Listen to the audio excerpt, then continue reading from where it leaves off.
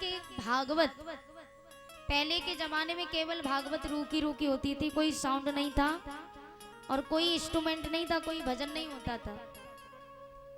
मैंने कल बताया था केवल रूखी रूखी कथा होती थी।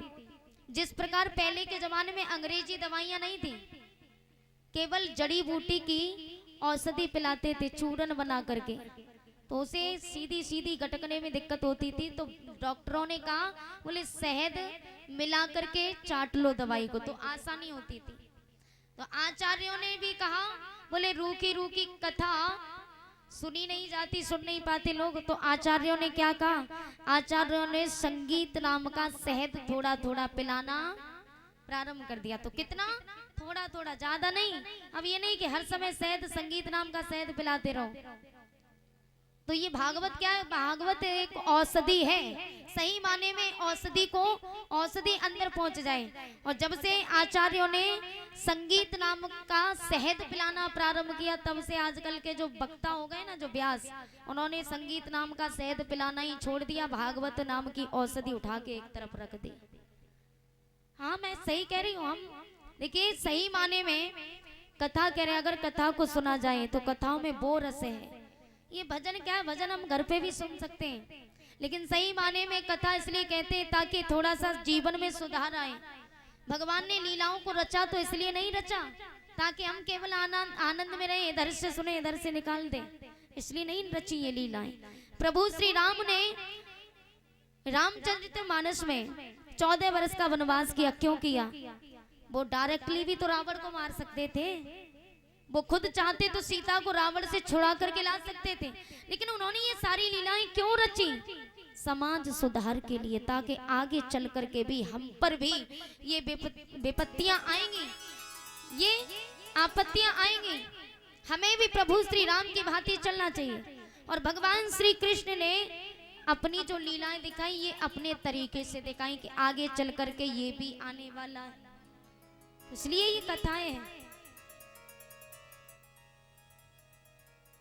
तो जरूरी नहीं है प्यारे कि हर समय भजन होता रहे, हम सुनाएंगे खुद अपने तरीके से सुनाएंगे, ठीक है ना। बोलिए गोविंद भगवान की जय, जय श्री राधे। अब आप आओगे बातों में केवल ध्यान गुजार दो। मैं सत्य कह रही हूँ, जो कथा को ध्यान से सुनता ना, हम भी कथा सुनने जाते हैं, हम भले व्यास हैं, अगर हमारे आसपास कहीं कथा हो ना, कोई भी आए तो हम जरूर जाते कथा सुनने, ताकि वहां से कुछ प्राप्त ही होगा, कुछ धारण ही करने को मिलेगा। अब ये नहीं कथा सुनने के लिए आए हो, 4 बातों में इधर से बिता दिया, 4 बातें इधर की, बस धीरे धीरे 4 घंटे ऐसे ही गुजार दिए, फिर कहा कि कुछ समझ में नहीं आ रहा, मन नहीं लग रहा, तो कैसे लगेगा?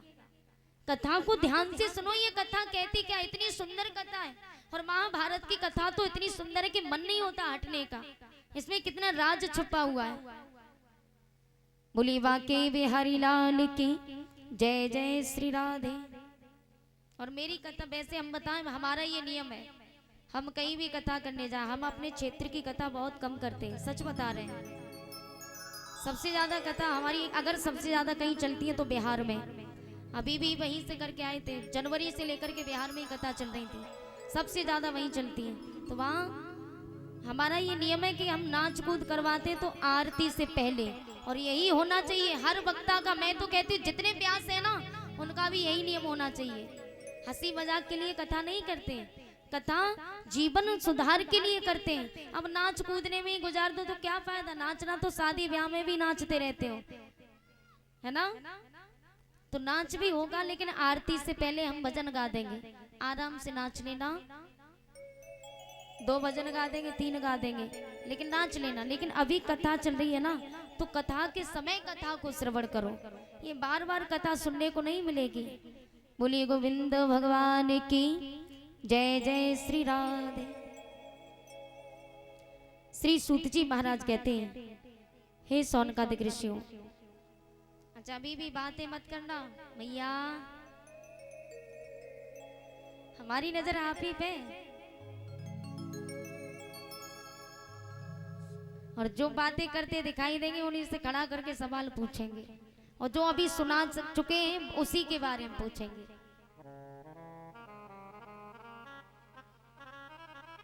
एक बार एक जगह कथा हो रही थी, एक संत जी थे, कहते ना कि कभी कभी संतों की बातों को भी श्रवण करना चाहिए।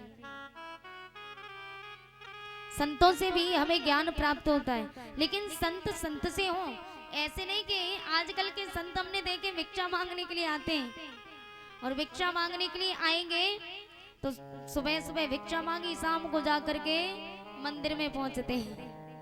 कौन से मंदिर में? 70 वाले में। नहीं, ऐसा एक बार हमारे साथ भी हुआ। हमारे गांव में आए थे एक संत जी, तो संत जी आए तो उस समय हम ज्यादा बड़े नहीं थे, छोटे ही थे, तो हमारे पापा जी थे। पापा हमारे बातों में आ गए। संत जी ने कहा, बोले भैया आपके घर में बहुत बड़ी ब्यादा है, 500 रुपए लगेंगे, आपका घर ठीक हो जाएगा। हमारे पापा जी ने निकाले 500 रुपए दे दिए, और दिन में हमने देखा वो गांव में ही घूम रहा था दारू के नशे में। तो ऐसे वैसे संत नहीं, संत भी संत जैसे होने चाहिए। संत के अंदर सांत्वना होनी चाहिए, वो संत है। संत के अंदर संतुष्टि होनी चाहिए, वो संत है। और संत कभी चिंता में नहीं बल्कि चिंतन में रहता हो, वो संत होता है। ऐसे संतों के साथ में रहना चाहिए, ऐसे संतों की वाणी को श्रवण करना चाहिए।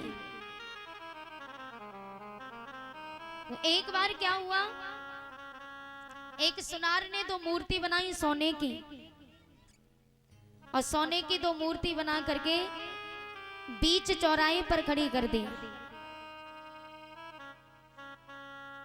इस सवाल को हम पूछेंगे आपसे, ध्यान इधर उधर देना, दे लो। तो संत जी ने 2 सोने की मूर्ति बना करके बीच चौराहे पर सुनार ने खड़ी कर दी। दोनों सोने की थी, दोनों का वजन 40 किलो का था।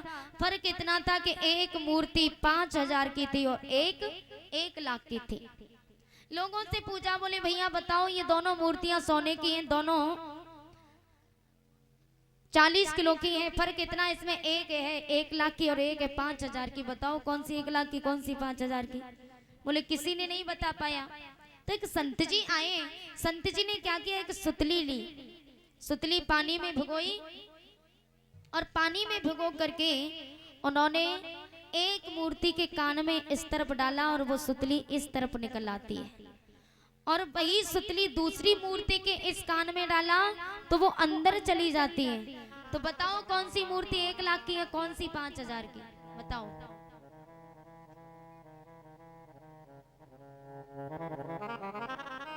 बताओ, आप ही लोगों से पूछ रहे हैं, बताओ, कोई बात नहीं, बताओ। पढ़े लिखे हो ना आप लोग सभी, तो बताओ कौन सी 5000 की, कौन सी 1 लाख की? जो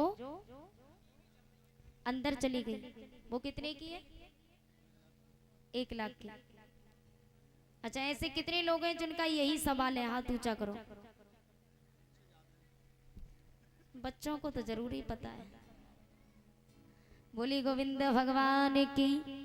केवल एक बहन जी ने सही जवाब दिया, जोरदार तालियां बजाएंगे इनके लिए। जो अंदर चली गई वो 1 लाख की थी। मेरा कहने का मतलब ये नहीं, मूर्ति की बात नहीं कर रही मैं, सही माने में कहने का मतलब ये है कि जो वास्तविक अनमोल बात होती है ना, अनमोल बात को इधर से सुनकर के इधर से निकाल दिया तो उसका कोई मोल नहीं रहा, और जो इधर से सुनकर के हृदय में धारण कर लिया वो मान लो करोड़ों की बात है। इसलिए प्यारे, अच्छी बातों को धारण करो और बुरी बातों को बाहर निकालो। जय जय श्री राधे, बोली राधा रमण सरकार की। आजकल लोग भगवान के अंदर गलतियां निकालना तो बहुत अच्छी तरह से जानते हैं। कहते हैं कि भगवान ने ये गलत किया, भगवान ने वो गलत किया। भगवान किसी के साथ गलत नहीं करते, लेकिन जो कुछ लोग अभिमानी होते हैं, जो भगवान को मानते ही नहीं, अरे भगवान भगवान कुछ नहीं, सबसे बड़े भगवान हम ही बैठे हैं। ऐसे बहुत लोग हैं जो भगवान की गलतियां निकालते हैं कि भगवान इतनी बड़ी बड़ी गलतियां करता है, भगवान की गलती कोई नहीं देखता, भगवान अपनी गलती नहीं देखता, हम लोगों की गलतियां निकालता है। तो ऐसे ही एक व्यक्ति था, उसने कहा भैया एक काम करेंगे, एक हम नया विषय शोध करेंगे और नया विषय शोध ऐसा करेंगे, नया इतिहास लिखेंगे कि भगवान ने हम लोगों की इतनी गलतियां लिख दी हैं, आज हम पहले ऐसे व्यक्ति होंगे जो भगवान की गलतियां लिखेंगे। तो उसने क्या किया, एक पेन हाथ में ली और एक कॉपी हाथ में ली, अपने एक मित्र को साथ में लिया और जाकर के गांव में पहुंचे। गांव में जाकर के पहुंचे, उन्होंने कच्चा मकान देखा था, उस मकान पर एक छप्पर पड़ा हुआ देखा और उस छप्पर पर पतली सी कद्दू की बेल पौड़ी हुई थी। कद्दू की बेल देखी तो उसने कहा अरे भैया नोट करो, जल्दी से लिखो, भगवान की पहली गलती मिल गई। बोले पहली गलती कौन सी? बोले भगवान की पहली गलती ये है कि इतनी नाजुक सी बेल, इतनी पतली सी बेल और उस पर इतने बड़े बड़े कद्दू के फल दे दिए। बोले इस पर छोटे छोटे फल देने थे, नाजुक सी बेल है, पतली सी बेल है और इतने बड़े बड़े फल लटक रहे हैं। बोले भगवान की ये पहली गलती है, नोट कीजिए। नोट कर ली। होते होते समय बीत गया। कुछ दिनों बाद घूमने के लिए गए तो धूप पड़ रही थी। धूप के कारण एक बगिया में जाकर के पहुंचे और बगिया में जाकर के पहुंचे तो आम की बगिया थी। आम की बगिया में जाकर के लेट जाते हैं और जब वो लेट गए तो ऊपर की तरफ मुंह था। तो उसने देखा अरे भैया जल्दी जल्दी कॉपी निकालो। बोले भगवान की दूसरी गलती मिल गई। कौन सी दूसरी गलती? बोले देखो इतना बड़ा पेड़ है और इतने बड़े पेड़ पर इतने छोटे छोटे आम। बोले ये भगवान की दूसरी गलती। बोले जो नाजुक सी बेल थी, कद्दू की बेल, उस पर छोटे छोटे फल लगाने थे और जो इतना बड़ा पेड़ है इस पर छोटे छोटे फल लगा दिए। बोले इस पर कद्दू जैसे फल होने चाहिए थे। बोले दूसरी गलती नोट करो। नोट कर ली। भगवान भी ऐसे अभिमानियों का अभिमान दूर करने के लिए तैयार हो गए।